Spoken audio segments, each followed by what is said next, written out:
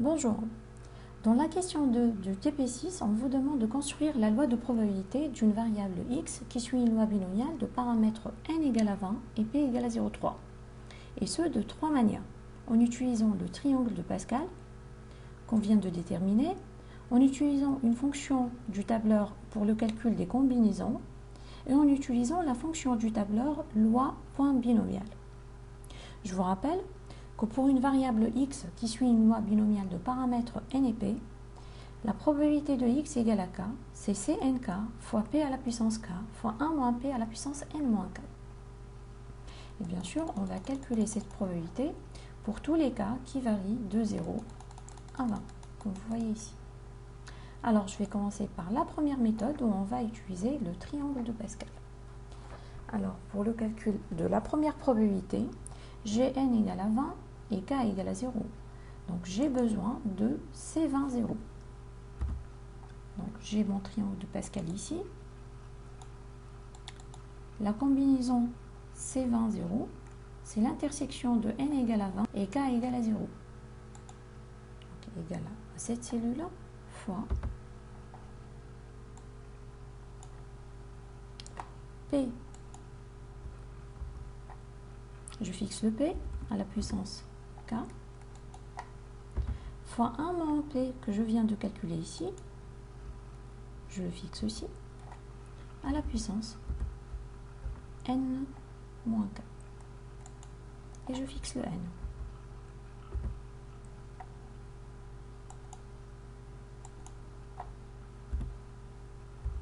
Et voilà.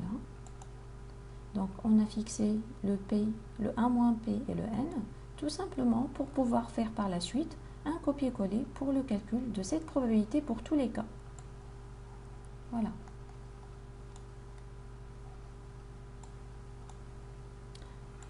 On va recalculer cette même probabilité en utilisant la fonction combine pour calculer les combinaisons CLK égale combine. C'est une fonction qui nécessite deux éléments. Le nombre d'éléments, c'est-à-dire n, f4, point virgule, le nombre d'éléments choisis, c'est-à-dire k, fois p à la puissance k,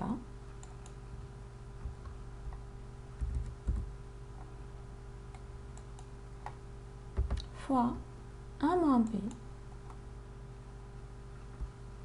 je le fixe, à la puissance n moins k.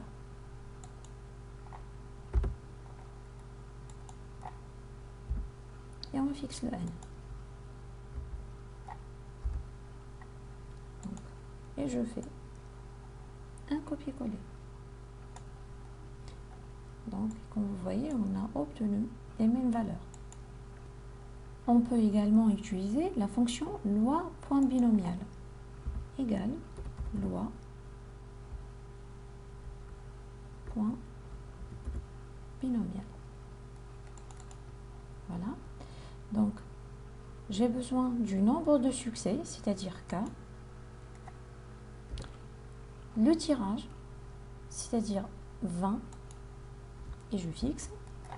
La probabilité de succès, c'est 0,3, et je fixe. Et un paramétrage, donc on va choisir donc faux comme paramétrage. Et je ferme la parenthèse.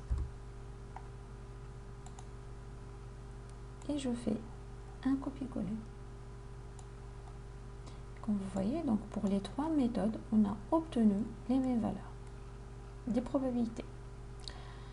Alors, la variable x étant une variable binomiale, donc pour calculer la moyenne, on va tout simplement utiliser la formule n fois p.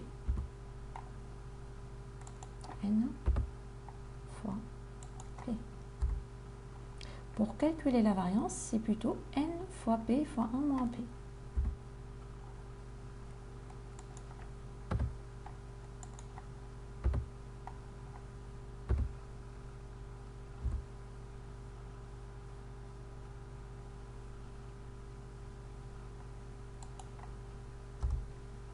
Et voilà.